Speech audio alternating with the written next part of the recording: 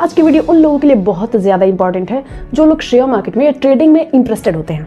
आज की वीडियो में मेनली मैं बताने वाली हूँ 10 ऐसी बातों को जो आपको जानना चाहिए ट्रेडिंग स्टार्ट करने से पहले। तो चलो एक एक करके जानते हैं। और हाँ, ये ट्रेडिंग स्टार्ट करने की पहले की बात है, यानी कि ये सब चीज़ें जानकर उसके बाद से आपको ट्रेडिंग में जाना चाहिए। उन 10 इंपॉर्टेंट चीज़ों में से सबसे पहला है जोखिम प्रबंधन या रिस्क मैनेजमेंट। आप सबको भी पता होगा कि जो ट्रेडिंग होता है वो एक रिस्की बिजनेस है, मतलब उसमें रिस्क बहुत ज़्यादा होता है। तो अगर आप ट्रेडिंग में इंटरेस्टेड हो या ये ट्रेडिंग करने जा रहे हो तो सबसे पहले आपको अपना जो रिस्क है उसको मैनेज करना सीखना चाहिए कि आप कितना सह सकते हो और एक तरह से आपको कितना नुकसान से कोई असर नहीं होगा। इसका मतलब ये है कि जितना आप नुकसान सह सकते हो उतना ही पैसा आपको ट्रेडिंग में लगाना चाहिए सबसे पहले, मतलब उतना ही पैसा इन्वेस्ट करो जितना आप अगर चला जाए तो सह सकते हो। दूसरी चीज़ है ट्रेडिंग का पर्पस, कि आपका उद्देश्य क्या है ट्रेडिंग का। ट्रेडिंग करने से पहले आपको ये पता होना चाहिए कि आप ट्रेडिंग क्यों कर रहे हो, और एक तरह से ये सब क्लियर होना चाहिए कि आपको लॉन्ग टर्म इन्वेस्टमेंट करनी है कि शॉर्ट टर्म करनी है, आप रेगुलर पैसे कमाना चाहते हो या लॉन्ग टर्म वेट करके पैसे कमाना चाहते हो। ये सारी चीज़ें क्लियर होनी चाहिए क्योंकि इससे आपको अच्छे से ट्रेडिंग कैसे करनी है वो समझ में आएगा।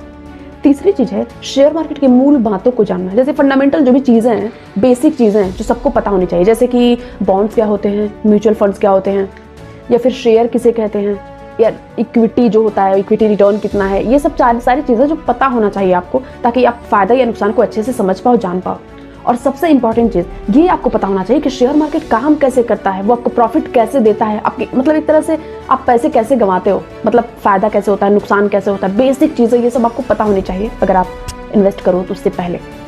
चौथी चीज़ है इन्वेस्टमेंट करते समय या इन्वेस्ट करने से पहले आपको ये पता होना चाहिए कि कौन कौन से इंपॉर्टेंट डॉक्यूमेंट्स लगते हैं इन्वेस्टमेंट में, जैसे कि पैन कार्ड, आधार कार्ड, अकाउंट नंबर, या जो भी डीमेट अकाउंट्स होते हैं अगर आप ऑनलाइन करना चाहते हो तो इन सब की चीज़ों के बारे में पता होना चाहिए। और साथ में ये भी जानना चाहिए कि जो भी इंपॉर्टेंट डॉक्यूमेंट्स लग रहे हैं वो आप कैसे प्राप्त कर सकते हो अगर आपके पास नहीं है, और अगर आपके पास है तो उसको यूज़ कैसे करना है। पांचवी चीज़ है अच्छा ब्रोकर चुनना। ये सबसे ज़्यादा इंपॉर्टेंट है क्योंकि अगर आपको खराब ब्रोकर मिला तो फिर आपका पैसा तो डूबना तय है। तो सबसे ज़रूरी ये चीज़ है कि आपको अच्छा ब्रोकर चुनना, कि ब्रोकर ऐसा मिले जो आपको अच्छी सुविधा प्रदान करे, आपको अच्छा सा हेल्प करे और बताए कि आपको कब फ़ायदा हो सकता है, कब नुकसान हो सकता है, और ऐसा ब्रोकर जो आपको सही एडवाइस दे सके हर तरह से। और साथ ही ये भी जानना चाहिए कि ब्रोकर काम कैसे करते हैं, वो आपसे मतलब प्रॉफिट कैसे कमाते हैं, और एक तरह से आप उनसे कैसे मतलब धोखाधड़ी से बच सकते हो।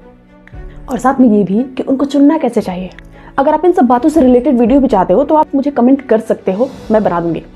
अगली बात है शेयर मार्केट में इन्वेस्ट करने से पहले आपको शेयर मार्केट का पूरा पता होना चाहिए कि शेयर के प्राइस मतलब निर्धारित कैसे होते हैं, कौन सा शेयर फायदा मतलब दे सकता है आपको, या शेयर मार्केट काम कैसे करता है।